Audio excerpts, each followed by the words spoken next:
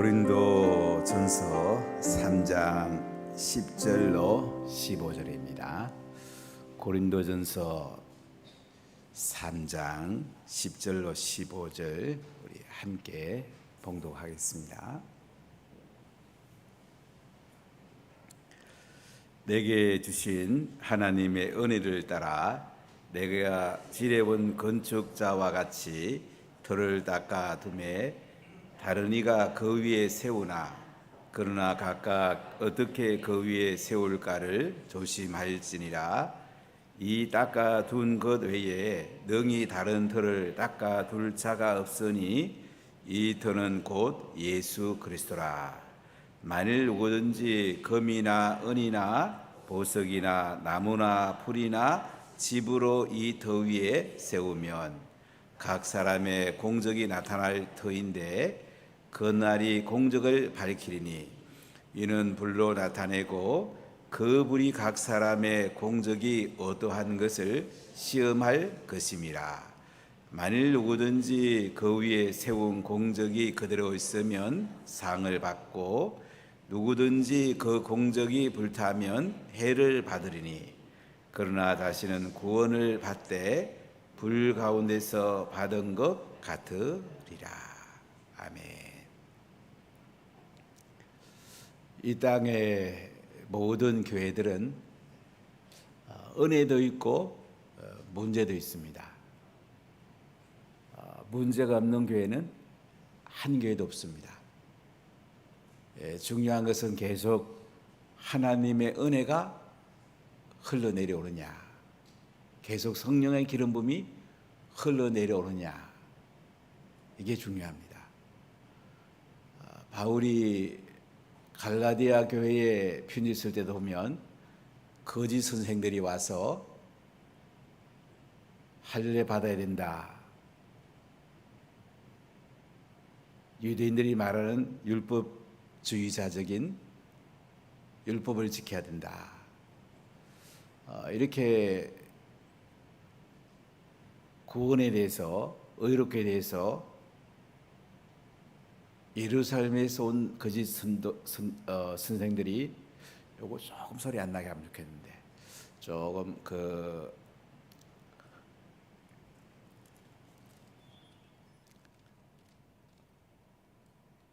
복음에서 빗나간 거짓 복음을 전했습니다.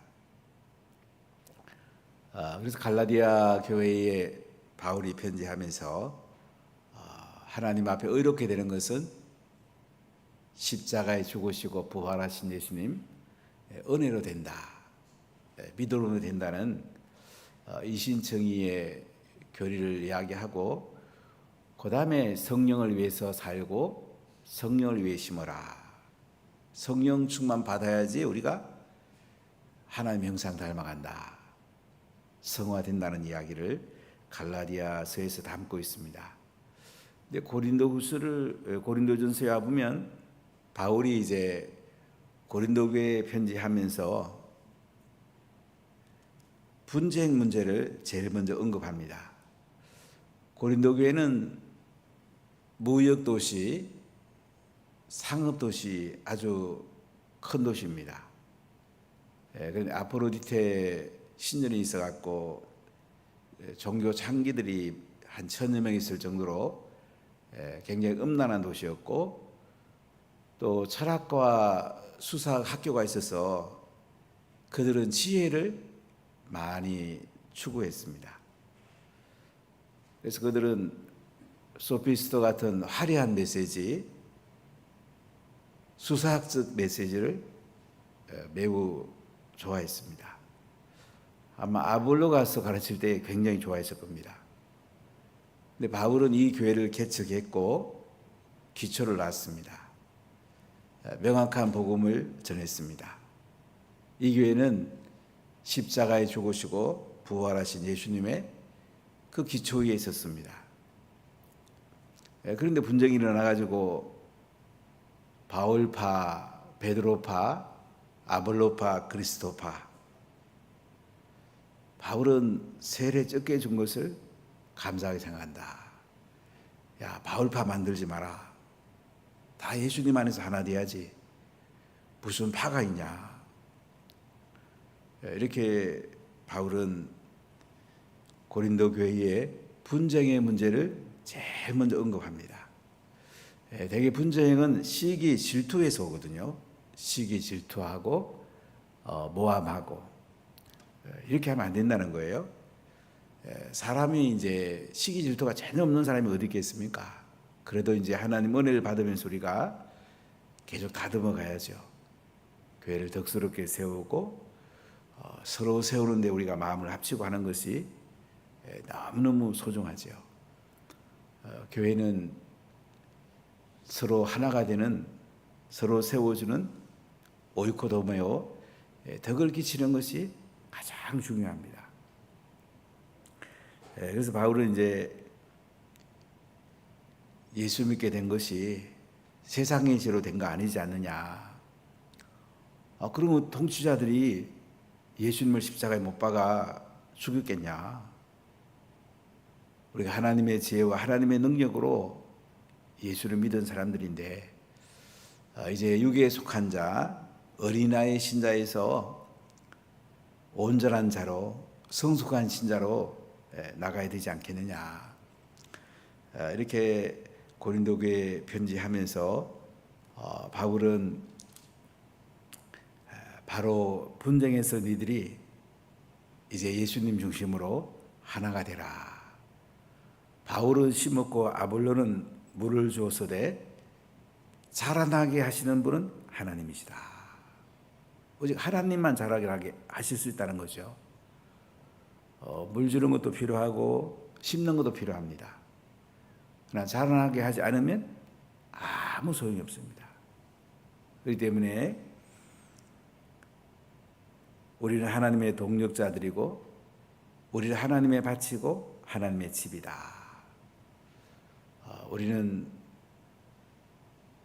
예수 그리스도의 기초 위에 이제 하나님이 잘 자라게 해서 교회가 분쟁을 거치고 하나가 돼가지고 덕스럽게 교회가 세워지는 것이 너무너무 소중하다는 것을 바울은 오늘 고린도 교회에 편지하면서 하나님의 마음을 담아서 오늘 전하는 걸 볼 수가 있습니다. 자, 우리 10절을 같이 읽어보겠습니다. 내게 주신 하나님의 은혜를 따라 내가 지혜로운 건축자와 같이 터를 닦아 두매 다른 이가 그 위에 세우나 그러나 각각 어떻게 그 위에 세울까를 조심할지니라.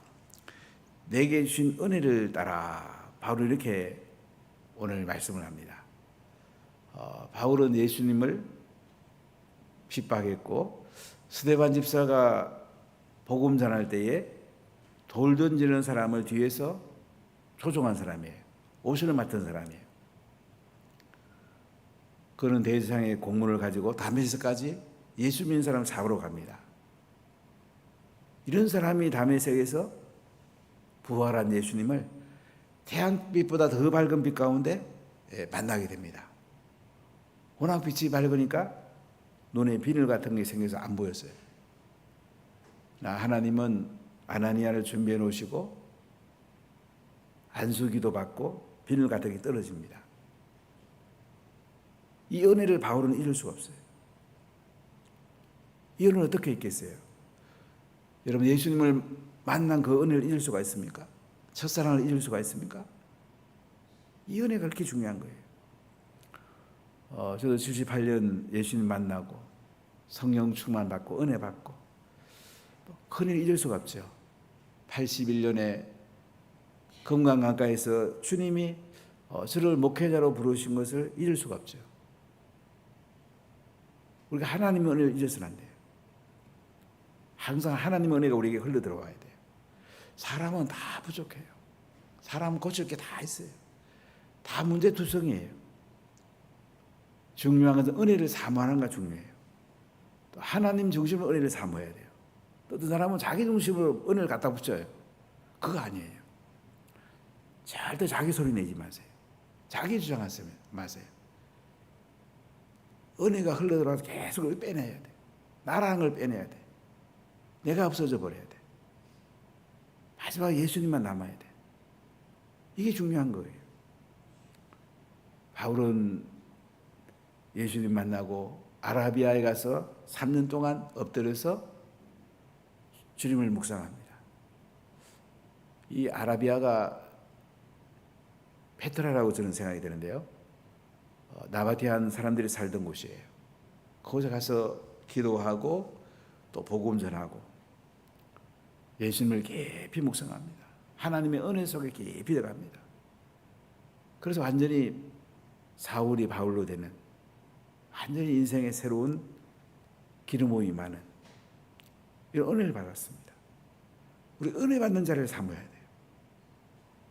부흥의 은혜 받으라고 하는 거예요. 성령일동학교 은혜 받으라고 하는 거예요. 은혜를 받아야 그 다음에 뭐가 일어납니다. 은혜 안 받고는 아무것도 안 돼요. 은혜 받는 데다가 일순을 줘야 돼요. 새벽에 왜 나옵니까? 은혜 받으려고.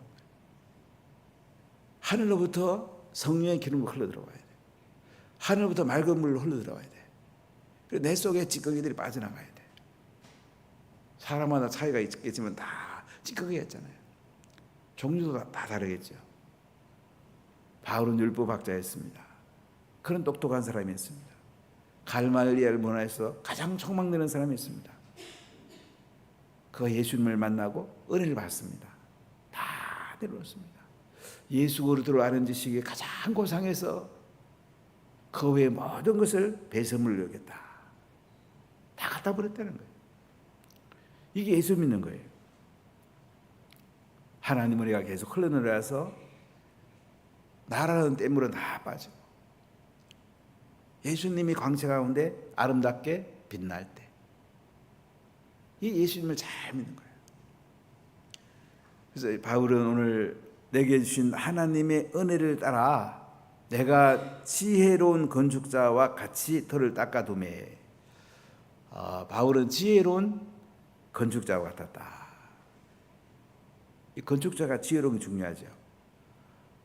사람마다 이 설계를 잘하고 건축을 잘하는 것이 굉장히 중요해요. 같은 건물을 줘봐도 아주 설계 이 건축을 요하는가가 굉장히 중요하잖아요. 한번 바르셀로나를 가봤는데 가서 가우디 작품을 여러 군데 가보고 야 이런 건축자가 있을까? 뭐 설계 가운데 야 이런 완전히 빛의 그 영롱함, 빛의 아름다움, 빛의 향연이라고 할까요? 그래서 성가족 그 교회에 가서 야 빛이 이렇게 아름다운지 처음 봤어요. 정말 아름답대요. 이 지혜로운 건축자예요. 가우디. 바울은 지혜로운 건축자였단 말이지. 털을 닦았단 말이에요. 건축을 하면 털을 잘 닦아야 됩니다. 저희 교회도 이 교회를 세울 때 이쪽 연못이 있어서 밑에 파일을 많이 박았습니다. 그래서 이 교회가 그래도 튼튼하게 잘 세워졌어요. 이 기초가 중요한 거예요. 터가 중요한 거예요. 터가 바로 안 서면 어떻게 될까요? 건물이 기울어집니다. 우리가 바닷가에 보면 103층 건물 같은 경우는 털을 더 깊이 이렇게 닦았을 거예요. 이 기초가 그렇게 중요한 거예요. 근데 바울은 이렇게 복음을 전하고 고린도 교회를 개척하고 기초를 닦은 사람이에요. 근데 중요한 건 뭐냐면 다른 이가 그 위에 세우나 그러나 각각 어떻게 그 위에 세울까를 조심할지니라. 바울이 이제 기초를 세우고 다른 사람 아볼로 와서 이제 건축을 세웁니다. 집을 짓습니다. 베드로가 보낸 사람들이 와서 이제 집을 짓는 거예요. 가장 중요한 게 뭡니까? 11절을 볼게요. 이 닦아둔 것 외에 능히 다른 터에 닦아둘 자가 없으니 이 터는 곧 예수 그리스도라. 자, 이 터에다가 이제 집을 짓잖아요. 하늘에 집을 짓잖아요. 하늘에 신령한 집을 짓잖아요. 다른 터를 닦아둘 자가 없는데 이 터는 누구예요? 곧 예수 그리스도다. 예수 그리스도의 터 위에다가 바울이 교회 터를 닦은 거예요. 기초를 닦은 거예요. 교회는 예수 그리스도의 피 묻은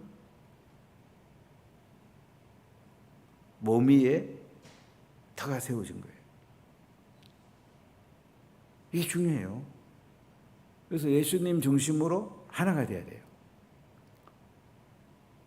베드로 성당을 지난번에 로마 이태리 성수를 때 가서 그 당시 공동부지였다고 그래요.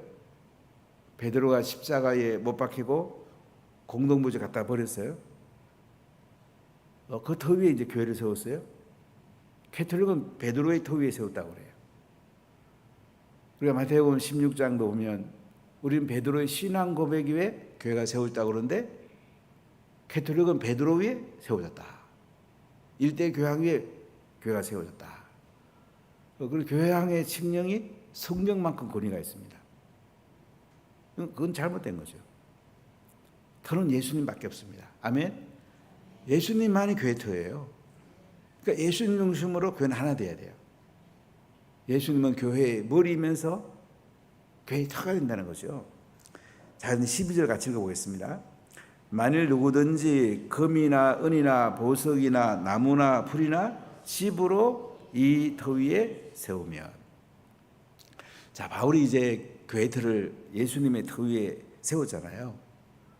그 다음에 이제 아볼로나 이런 사람이 와서 또는 예루살렘에서 보낸 사람들이 와가지고 이제 집을 짓죠. 집도 재료가 중요하잖아요. 여러분 어떤 재료로 집을 짓고 싶으세요? 여기 보면 금이나 은이나 보석, 변함없는 재질이에요.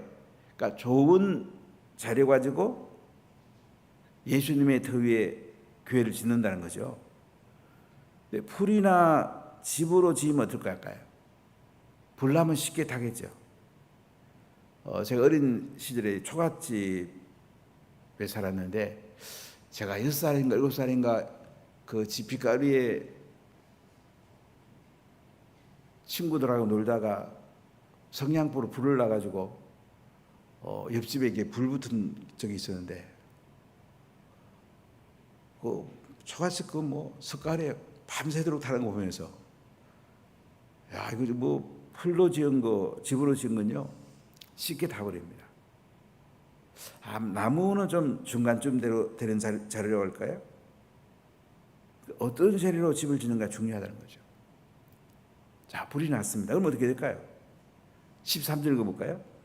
각 사람의 공적이 나타날 터인데 그 날이 공적을 밝히리니 이는 불로 나타내고 그 불이 각 사람의 공적이 어떠한 것을 시험할 것임이라. 집에 불이 났네. 절대 불나면 안 되겠죠. 불나니까 어떻게 해요? 다 드러낸 거야. 금이나 은이나 보석은 남아요. 나무나 집이나 이 풀은 다 타버린단 말이죠. 자, 하나의 비유인데요. 어떤 의미일까요? 우리가 이 땅에서 예수님의 터 위에 아름다운 집을 지어야 돼요. 원화교회라는 집을 짓고 또 우리 각 가정에도 집이 있잖아요. 나 자신의 영적인 집이 있죠. 이제 불이 납니다. 그러면 그 집이 어떤 재료를 쓰는지 다 드러나는 거야. 하나님 앞에 우리가 이 땅에 산 삶이 다 드러난다는 거죠. 시험, 테스트가 된다는 거죠. 그때 우리가 어떻게 드러나는가 중요하다는 거죠. 자, 우리 14절 읽어볼까요? 만일 누구든지 그 위에 세운 공적이 그대로 있으면 상을 받고 누구든지 그 공적이 불타면 해를 받으리니 그러나 자신은 구원을 받되 불 가운데서 받은 것 같으리라. 여러 가지 재료로 지은 집이 이제 불이 났는데 어떻게 해요? 검은 보석으로 지은 집은 아주 그 불나도 그대로 남아요. 공적이 남는다. 하늘의 상이다 그러잖아요. 그런데 공적이 불타면 해를 받으리니 나무나 풀이나 집으로 지어지면 어떻게 해요? 다 타버리겠죠. 자신이 구원을 받되 불 가운데서 받은 것 같으니라. 무슨 말이죠? 예수님께 가니까 상이 없어. 겨우 몸만 빠져나온 거야. 어떤 사람은 빈 깡통 차고 쓴다 이런 표현을 좀 심하게 쓰기도 하는데, 그 예수님께 가보니까 아무 상도 없고 그냥 벌거벗어 가지고 자기 혼자만 겨우 살아난 거야. 이걸 표현하고 있는 거예요. 그러니까 우리가 예수를 믿을 때 예수님의 기초 위에 교회가 세워지고 교회가 아름답게 잘 세워졌어. 우리가 함께 예수님 앞에 상을 받아야 되겠습니까? 불에 타가지고 겨우 몸만 빠져나와서 부끄러운 구원을 받는다면 얼마나 이 슬픈 일입니까? 즉 고린도 교회를 향해서 하는 얘기예요. 얘들아, 내가 그 교회 개척했는데 기초를 세웠는데 아볼로나 게바가 보낸 사람들이 와가지고 집을 줬는데, 야, 니들 예수님 잘 믿어야 돼. 하늘에 상이 있어. 재료 좋은 거 써야 돼. 금이나 은이나 보석으로 지은 집 불나도 그대로 있어. 그럼 나무나 풀이나 집으로 지은 집은 불나면 다 타버려. 니들은 지금 금이나 은이나 보석 가지고 집을 짓고 있냐? 아니면 나무나 집이나 풀 가지고 집을 짓고 있냐? 이걸 바울이 이제 묻는 거죠. 여러분은 어떤 재료 가지고 집을 짓고 있습니까? 여러분의 집은 어떤 집입니까? 자신의 집부터 한번 이렇게 잘 한번 그림을 한번 그려보세요. 기초는 예수 그리스도이신가? 재료는 금이나 음이나 이 보석 같은 불이 안 타는 재료로 아름답게 잘 짓고 있는가? 보수할 건 없는가? 나무나 집이나 풀로 지어가지고 불나면 다 타버리는 예수님이 원치 않는 삶을 살고 있지는 않은가? 이걸 우리가 자신을 잘 돌아보고 집을 잘 지어야 됩니다. 이 집을 가지고 우리가 어떤 면에 예수님께 가는 거야. 예수님 가서 내가 집을 지은 걸 보고, 야, 너 정말 집 잘 지었네. 불이 탈 재료로 너 검 같은 믿음도 가졌고 내가 준 은사를 가지고 잘 집을 짓구나. 야, 상 받으러 가자. 금면류관, 영광의 면류관 받으러 가자. 얼마나 기쁘겠어요? 근데 예수님이 갔는데, 이놈아, 이게 뭐고 도대체? 집 다 불탔잖아. 너 집하고 그 풀 일가지 집 짓네. 왜 이래? 그것만 겨우 받아라야. 얼마나 부끄럽겠어요? 그러니까 항상 우리 예수님 앞에 어떻게 설 건가? 이것이 내 인생의 가장 중요한 초점이 돼야 돼요. 그러잖아요. 이 다른 거 다 결국은 지나갑니다. 인생 끝날 때가 와요. 그래서 바울은 고린도 교회를 향해서 얘들아, 분쟁하고 시기 질투하고 집이나 나무나 이 풀 가지고 집 지가지고 예수님 앞에 가서 다 불타버린 상 없는 이런 교회에 서면 안 되잖아. 이런 인생 살면 안 되잖아.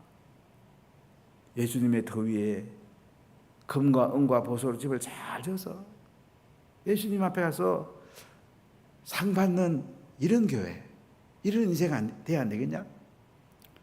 그 얘기예요. 마을도 이런 집을 지어야 되지 않겠어요? 여러분 셀도 이런 집을 지어야 되지 않겠어요? 그 예수님 앞에 가면 얼마나 행복하겠어요? 상 받으러 갈 때 얼마나 좋겠어요?